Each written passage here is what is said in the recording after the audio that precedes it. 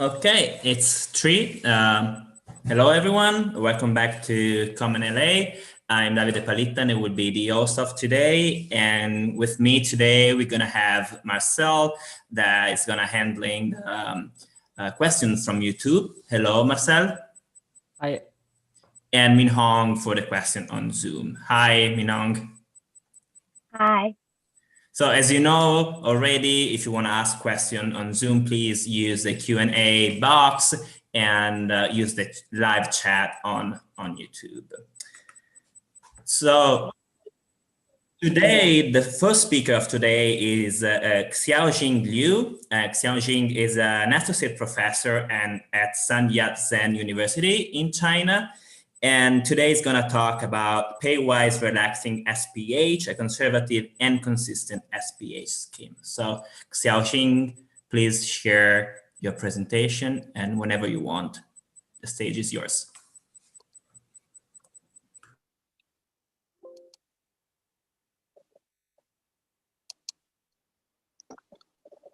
Okay, thanks for the introduction. And also I would like to thank Professor Minhong Chen, who invited me to this seminar.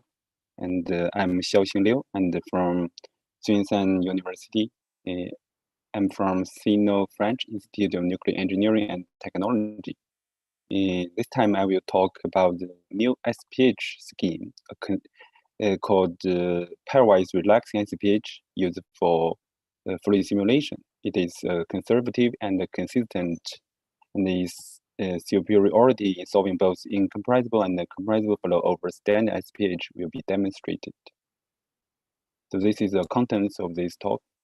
First, I will introduce briefly about the background about the SPH and the existing schemes.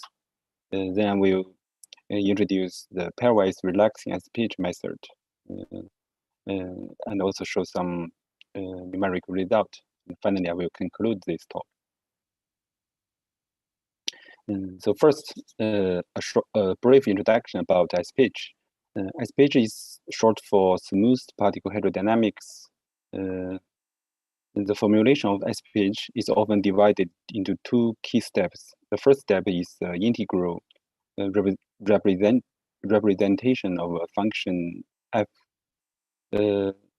Is also called a kernel approximation of the field functions. The concept of integral representation of a function fx used in SPH starts from the identity equation shown in this equation 1. F is a function and is the 3-dimensional or 2-dimensional position vector x, and the delta is the Dirac delta function. If the delta function is replaced by a smoothing function w, here the integral representation of fx is given by equation 2, where w is the so-called smooth kernel function. And w should satisfy a number of conditions listed here. The first one is the normalization condition, and the second condition is the delta function property that is observed when the smooth length h approaches 0. The third condition is a compact condition. The approximation for the special derivative is obtained simply by replacing fx with its derivative. By using the product rule and the integral conversion, we have the integral representation of the first derivative of function f. Here is the integral representation of the, here is the gradient of fx. And the second step of SPH formulation is the particle approximation. In the SPH method, the entire system is represented by a finite number of particles that carry integral mass and occupy individual space. The continuous integral representation shown here, it can be converted to discretized form of summation over all the particles in the support domain shown in the figure on the right side. Here is the integral representation, and here is the particle particle approximation. And following the same argument, the particle approximation for the special derivative of the function f is shown in this slide. Here is the integral representation of the derivative of fx, and here is the particle approximation.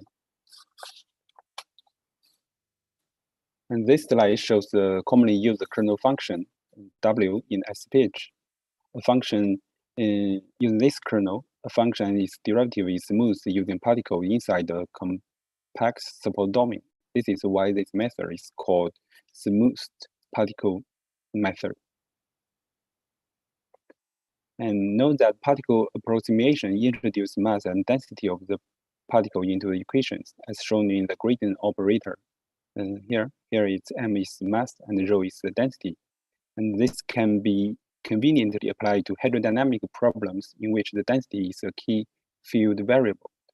And this is probably one of the major reasons for SPH methods being particularly popular for dynamic fluid flow problems. And the Navier-Stokes equations shown here, it can be discretized using the SPH schemes and then solved. Note that there is a second scheme. Here is the viscosity term, and there is also a particle approximation for second derivative using SPH in a similar way. Here I will not give the details. It can be seen that the particle approximation actually converts the integral representation of a function f and its derivatives to discretize the summations based on arbitrary sets of particles.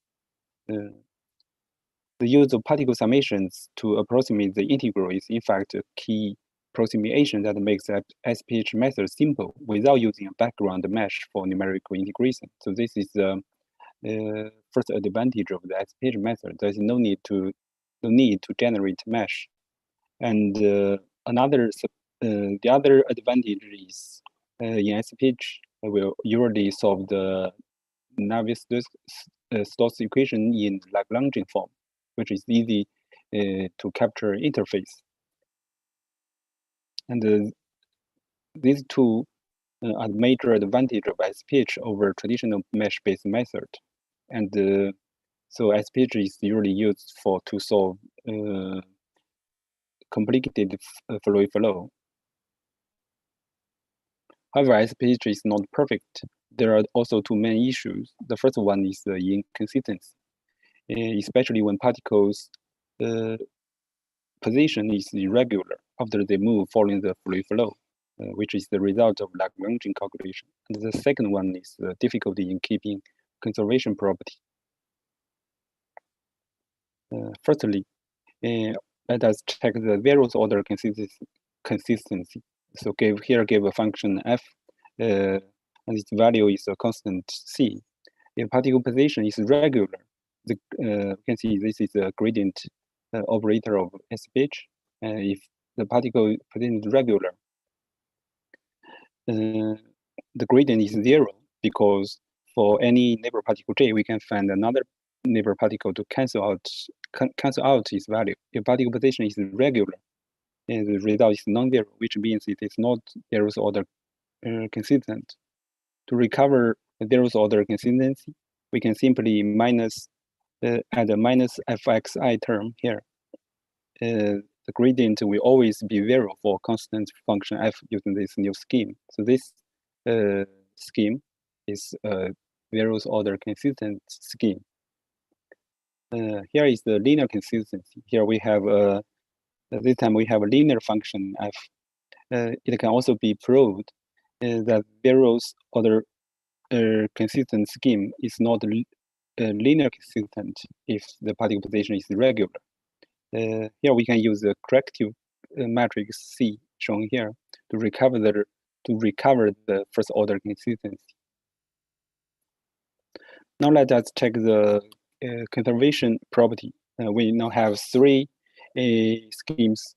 The first one is the standard SPH one, and a zeroth order consistent, and a corrective SPH using the critical matrix to recover the linear consistency. However, these three schemes are neither conservative. The conservative one is the first one. Compared with the standard one, you can see here there is a plus fxi inside the brackets. Then for each particle pair I and j, the fxi plus fxj equals to fxj plus fxi, and the kernel gradient of particle I to j equals to minus the kernel gradient of particle j to I. So this antisymmetric structure of this scheme will keep conservation property. However, similar with the standard one, as we shown in the last slides, this one is also not a various order consistent scheme. So this question confused us for a very long time. So is it possible to construct a SPH scheme which is both consistent and conservative? Then we introduce our pairwise relaxing method. So in this, the basic idea is to introduce a relax constant here, gamma, into the kernel function. These relaxing constants provide extra degree of freedom to enforce the consistency condition. Also, these relaxing coefficients are pairwisely equal here, gamma ij equal to gamma ji equal to each other to keep conservation property. The new scheme is shown here. The new kernel function is a product of the unknown relaxing coefficient gamma ij and the original kernel function.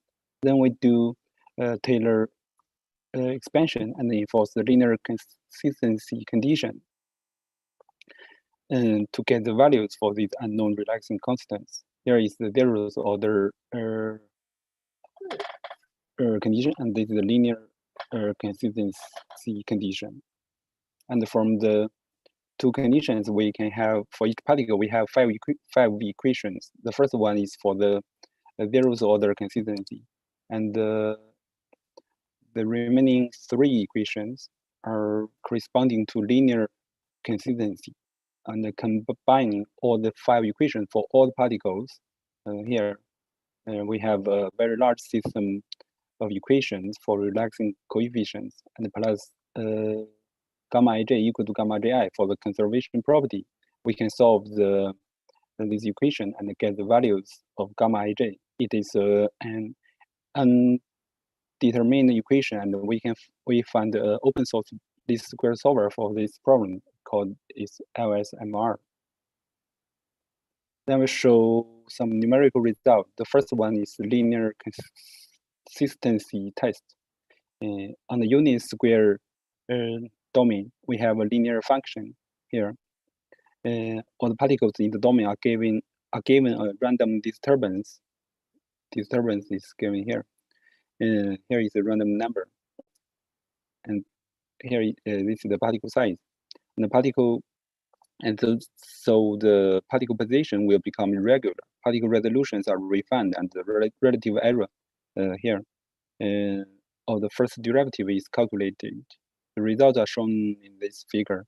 The red line is the standard SPH, while the blue line is the PR SPH. We can see the standard SPH, the relative error is quite large and is not linear consistent, while the relative error of PR SPH is smaller than 10 to minus 6, although it is not machine precision, but is quite better compared to standard SPH. The second one is the Taylor-Green vortex. In this problem, the calculation domain is a unit square domain with periodic boundary condition. Initially, there are 4 vortexes inside domain, and it will dissipate due to viscosity. On the left side, the total kinetic energy is compared with the analytical result.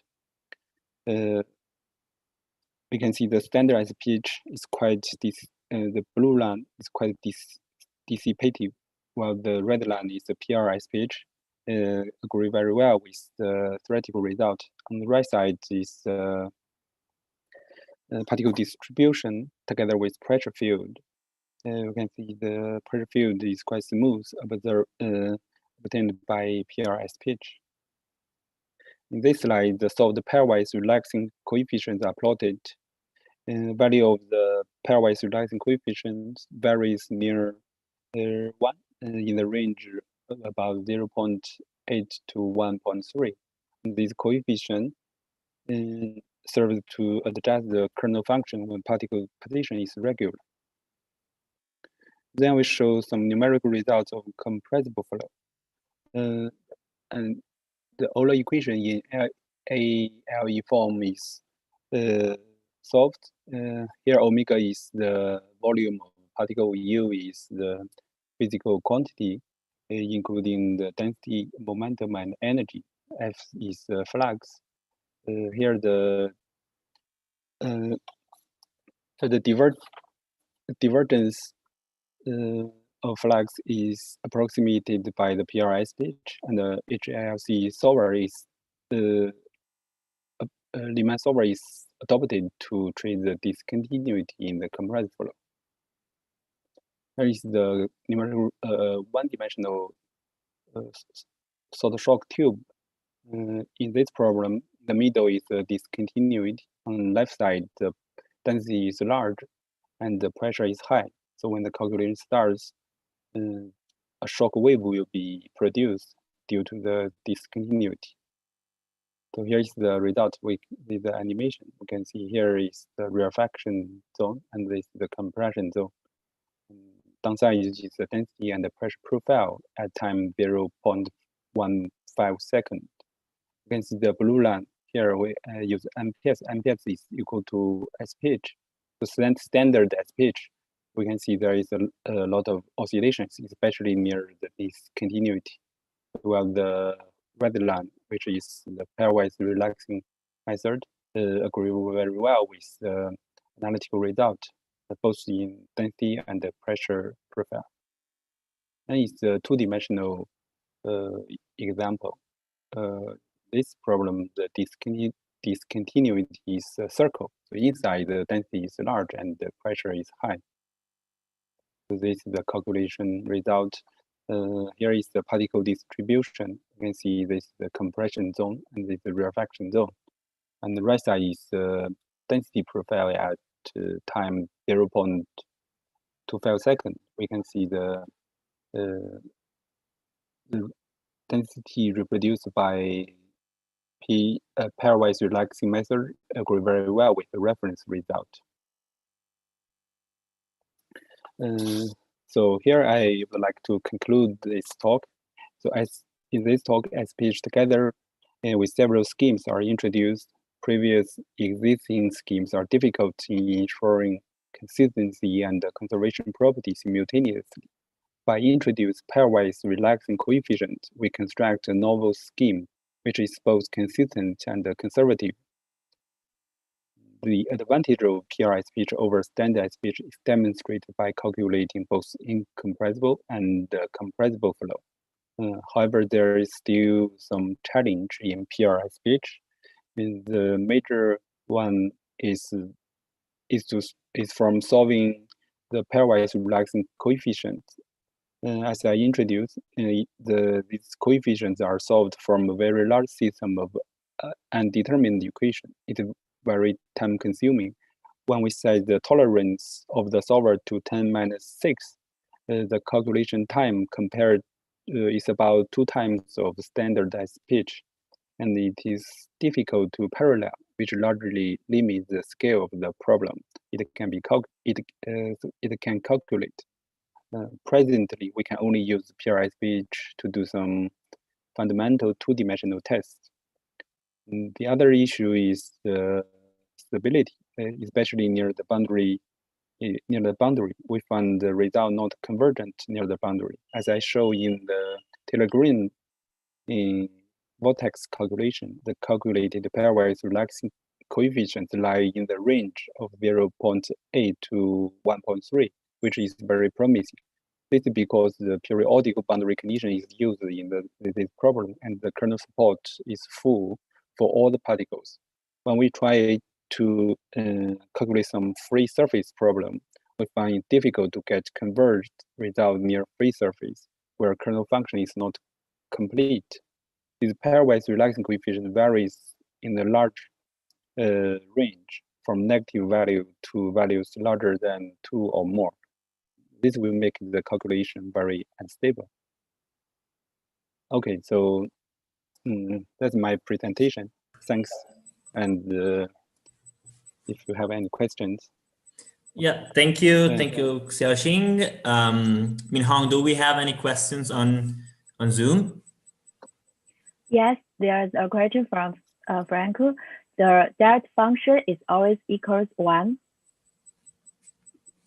Okay, I will check the delta function. Yeah. Delta function only, I mean this function? Maybe on the first page.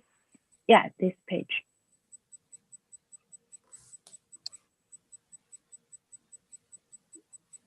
Sorry, there is a mistake. It should be 0 here. It's 1 here and 0. It should be 0. I will change it. Okay. And Marcel, any question on Zoom? No, there are no questions yet. Okay, so thank you again, Xiaoxing. Okay, thank you. Think you can stop sharing your video if you want.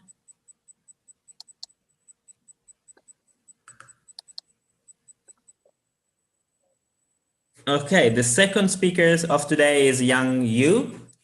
Yang is an assistant professor at Qingdao University in China. And today is going to talk about mask-wearing face recognition with residual networks. So please, Yang, share your screen and you can start your presentation. Thank you.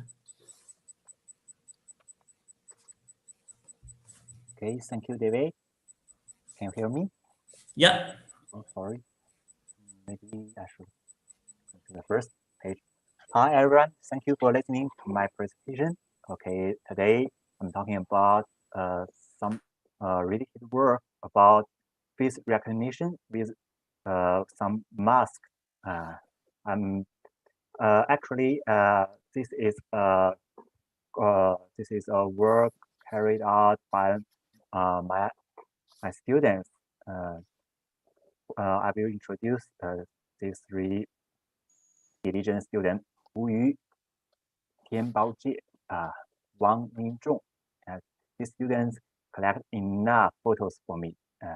As we now know that the data-driven method relies on data. And without this data, I could not carry out this work. So I should thank for their diligent work. And as we all know that face recognition is very important in common life. For example, actually, if we go to a bank, the ATM will check our face. And if we use some Apple phone to lock something, that we should check our face, or maybe you could use your fingerprint or some other password. But face recognition is a very convenient way. And more important is that in the year 2020, we have got bad disease, and to prevent this pandemic, many people trying to wear the mask. And actually, we are trying not to touch each other. And of course, we are not going to put our finger on some fingerprint checker. But if we just recognize our face, there is little physical interaction with the machine. So if we could use some mask recognition ways with a mask, that will be very joyful. Actually, natural image recognition relies on some feature points. For example, this people Obama, we will find some feature points over his face like this in the yellow dots. And that is shown in the right picture. Actually, there are 68 feature points. This is carried out by DLib library directly. But if we cover the face with a mask, actually this is an artificially added mask, not a natural mask. I will just show that if some of the feature points are covered, something like this, we could not carry out the framework with DLib library directly. So is there a way to find some feature points? For example, like this. This is our approach. We are trying to find not as many as before. We just trying to find several points over the mask, and we are trying to use 19 feature points to get the feature character to fulfill the following task. So actually, what we are going to do is to trying to find enough feature points regardless of the mask. Okay. Actually, I'm going to introduce the normal face recognition procedure, and let's see what we actually do in this normal procedure. And if we are given an original face, first we should use face detection. Oh, sorry, there's a mistake. Detection, and get a face image. And actually, a face image by face detection is just something like this. Okay, we will get a rectangle or circle or something else. Actually, this is carried out by the MTCN framework. We'll get, for example, face like this in the final. The next is face alignment. For example, if we give a face like this, that is a localized face. Some of the face is not frontal, and we are trying to spin the image like this. Next, we can see that in the image there are some dots in blue. Okay, not very clearly. Actually, in this they are showing in white. This is a result of the last layer of MTCN. It could give us some feature points over our face. One is at the nose top, two at the edge of our mouth, and the other two in our in our eyes.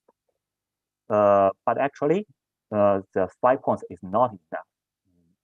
We should get, actually, this is DLib library, get 68 points, just like that one of Obama. Actually, they are not rigid. They are flexible point over our face, 68, and 1 to 19 on the chin, and actually the 8 to 28 and 228 for the eyebrow, and 29 to 36 for our nose, and of course some for our eyes, some for our mouth, and that it covers all our features. And next, we will try to squeeze, or more academically said, dimension reduction from the 68 point to 128 vector. This is carried out by DLib automatically.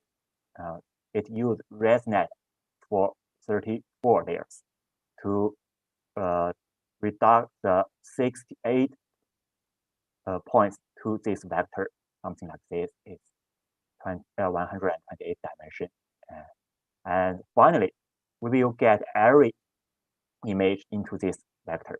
And if we want to compare two images, we just compare the distance between the feature vector of the image, and actually the Euclidean distance works well. If the distance is less than some threshold value, then we will say that this image is a known image. For example, this girl is what I said at first, the Hu Yu, the first girl in our group. But if the face is covered with a mask, this is another artificial mask. If we have tried to use natural mask, but I cannot find two pictures with the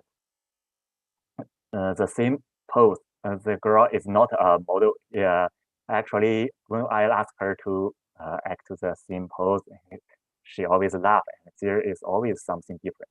So I just, in order to compare the image, I'm going to add an artificial mask to this girl. By the way, I will show a way to add an artificial mask at the end of the presentation. That is another interesting tool. You can see that with a mask, what makes different? First, if we want to find the rectangle over the face, is there any trouble?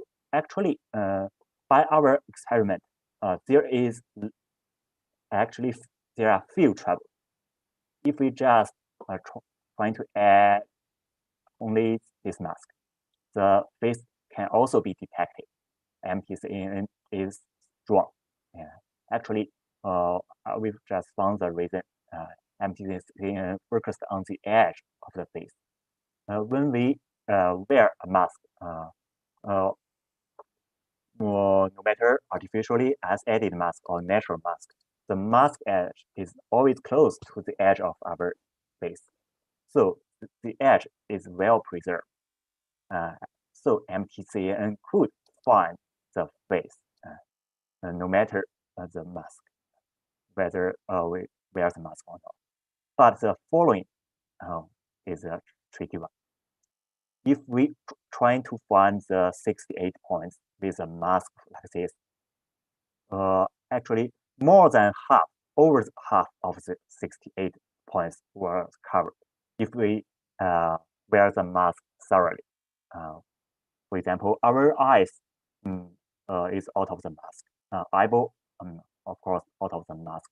But mouth and most of our nose is covered. Actually, in the ellipse feature points,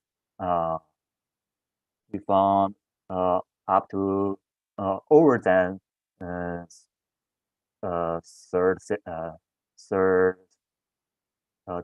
two over three, over than 2 over 3 points are covered. So we are trying to find a way to solve this problem. And actually, if we focus on the missing points, we will find that although some of the edge points on the chin are covered, but they are easily to restore. They are also on the mask. Actually, we can just get the edge point from MTCN and easy to cover for these 90 points. But actually, we do not recover all the 19 feature points. We cover 17 of them. Why? I will just leave this one, number 1, and this number 19 out of the mask. I'm going to use them to control some distance later. Okay, and next, this is points on the chin. They are well preserved. For someone on the nose, actually, most points are covered, but there are some survivors.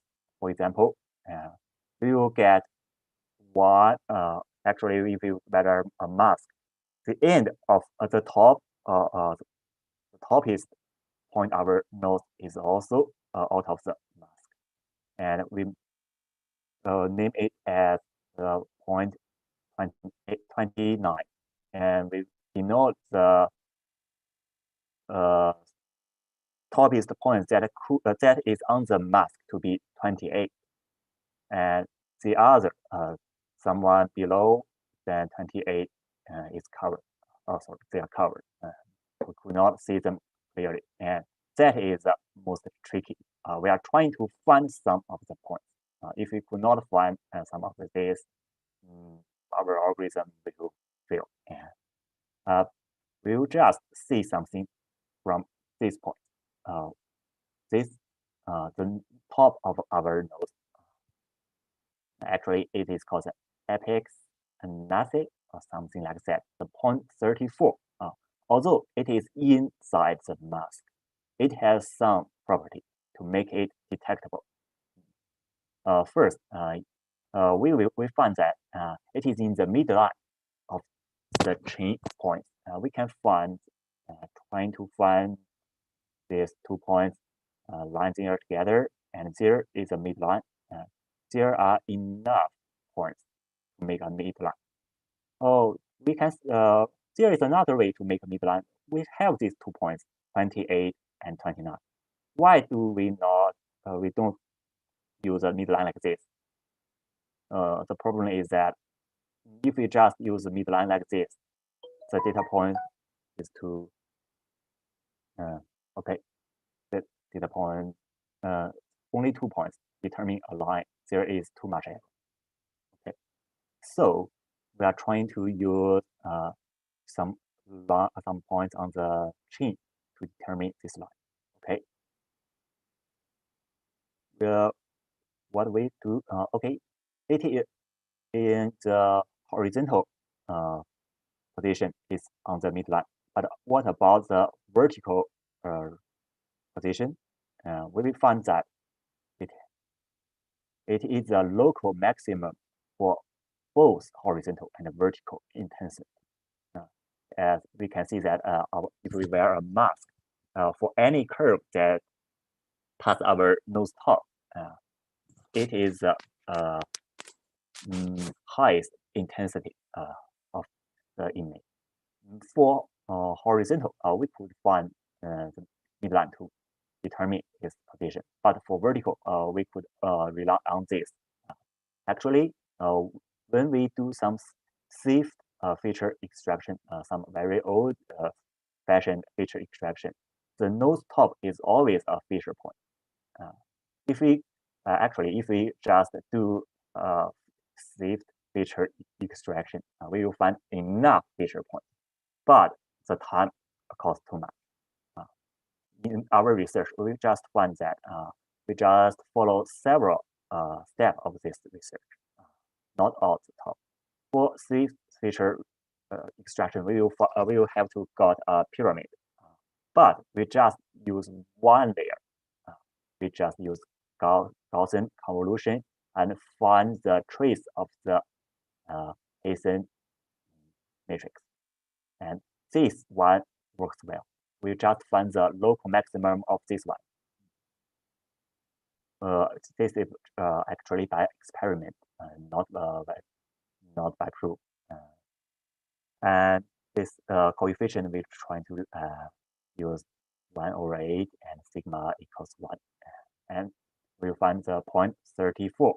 And what is about 30 and 31? We just use uniformly sampling. You can see that this uniformly sampling of these 5 points.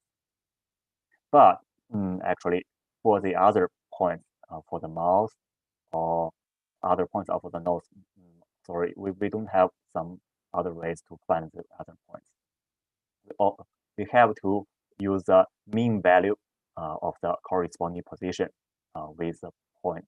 We are not using the corresponding position with the local points. We will use some points on the chain because these points is well preserved, and something on the eye, they are well preserved.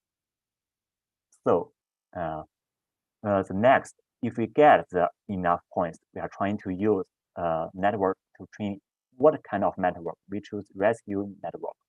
And why residual network? Because residual network has a property that if some of the coefficients is overturned, or the layer is too deep for some of the coefficients, it will just give a shortcut. This overturned coefficient won't be tuned anymore, and this is a good property. So in our network, this is highly valuable for some of the points like this. Some of the points is well preserved, but the other points is just linear dependent on this well preserved point. So some of the coefficient is materially converged only with some shallower layer, but others, the well preserved points, are not. So use residual network can help us to converge this all the ways in deep layers. And actually, this is I use a Gaussian convolution over this image, and we get the new 108 dimension vector. It is different from the old one. Actually, if we just compare these two vectors, they are far from each other. That is a good result. For we can just name this one with mask and without mask to be ID1 and ID2, and we trying to find a hash to link them together. For example, this one is his name is Iron Man with mask, and the original one is Tony Stark. They are actually the same person, but the vector of their feature should be distinguished. That is a good result. And finally, I will show you my trick to add artificial mask. For example, there is some mask refuser. For example, this one, he refused to wear a mask. For his image, I will try to add a mask. Why do I need to do that? Because I could not find enough image to have mask on his face. So I'm trying to build some image for training. Actually, we are trying to find the 19 feature points to these 19 feature points transform M. The transform M can be derived by the least square way. After we solve this equation, we find this, and after this operation, we can add any mask to any people. By the way, the mask could not be very strange. If there are some strange masks, that could not be carried out. So this is our pipeline. I will show you total pipeline. We are trying to train two networks. One is MTCAN, it's for detection, and one is ResNet 34. And for MTCAN, it will solve two tasks. First, detect the face where it is. The next, to distinguish whether it is with mask or not. And for ResNet 34, it is just for feature extraction. But for masked face, the feature points are some of the feature points are covered. We'll just use some way. We just call it MER. MER is short for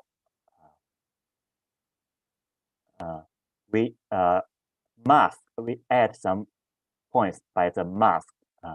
Mask, where is the point on the edge? Mask edge regression, short for MER. Okay, and we use this point, we can get enough feature points.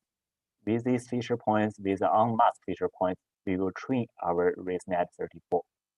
And with this point, we will get a different ID with the original one. It's not the same one. And actually, we have to hash them together. So if we just trying to recognize a test image, we'll just input it here and detect it by MTC. And if it is without any mask, we're trying to use the old way.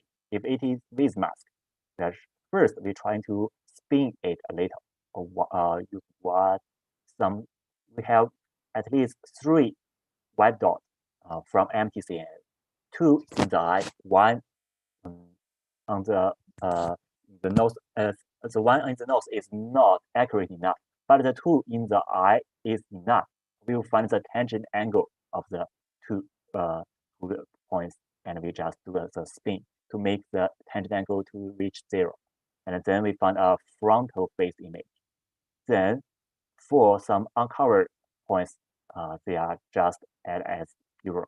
For some covered points, we use MER to find 19 points over the mask, and we combine them together and use a feature extraction to get the feature vector. And by trying to compare the vector, we finally get the ID. So here are some results. For example, this one, actually, this is a famous star. I don't know if it's her name. Who you collect this image for me? The ID. We will find that no matter she wears a mask or not, we just find where she is, and the ID is correct. And this is whose roommate.